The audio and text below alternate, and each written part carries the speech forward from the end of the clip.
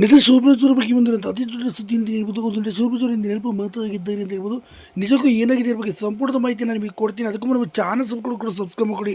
ಏನು ಚಿತ್ರರಂಗದಲ್ಲಿ ತಮ್ಮದೇ ರೀತಿಯ ಚಾಪನ್ನು ಮೂಡಿಸಿ ಸಾಕಷ್ಟು ದೊಡ್ಡ ಮಟ್ಟಿಗೆ ಹೆಸರು ಮಾಡಿರೋದು ಅತಿ ದೊಡ್ಡ ಕಲಾವಿದ ಅಂದರೆ ನಟ ಶೋಭರಾಜ್ ಅಂತ ಹೇಳ್ಬೋದು. ಏನು ವಿಷ್ಣುವರ್ಧನ್, ಸಾಯಿ ಕುಮಾರ್, ಶಂಕರ್ನಾಗ್, ಅಂಬರೀಷ್ ಅಂತ ಮೇರು ನಾಯಕರೊಂದಿಗೆ ವಿಲನ್ ಆಗಿ ಕಾಮಿಡಿ ಪಾತ್ರದಲ್ಲಾಗಿ ಪೋಷಕ ಪಾತ್ರದಲ್ಲಿ ನಮ್ಮ ಶೋಭರಾಜ್ ಅವರು ಕಾಣಿಸ್ಕೊಂಡಿದ್ದರು. ಇಂಥ ಅದ್ಭುತವಾದಂಥ ಕಲಾವಿದ ಇದೀಗ ಕೇವಲ ನೆನಪಾಗಿ ಮಾತ್ರ ಉಳಿದಿದ್ದಾರೆ. ಏಕೆಂದರೆ ನಟ ಶೋಭರಾಜ್ ಅವರಿಗೆ 15 ವರ್ಷಗಳಿಂದ ಯಾವ ಸಿನಿಮಾಗಳಲ್ಲೂ ಅವಕಾಶಗಳು ಕೂಡ ಅವರಿಗೆ ಸಿಗ್ತಿಲ್ಲ ಅಂತ ಹೇಳ್ಬೋದು. ಇನ್ನು ಅವಕಾಶಗಳ ಕೊರತೆಯಿಂದಾಗಿ ನಮ್ಮ ಶೋಭರಾಜ್ ಅವರು ಸಾಕಷ್ಟು ಕಷ್ಟನೂ ಕೂಡ ಪಡ್ತಿದ್ದಾರೆ ಅಂತಲೂ ಕೂಡ ಹೇಳ್ಬೋದು ಸ್ನೇಹಿತರೆ.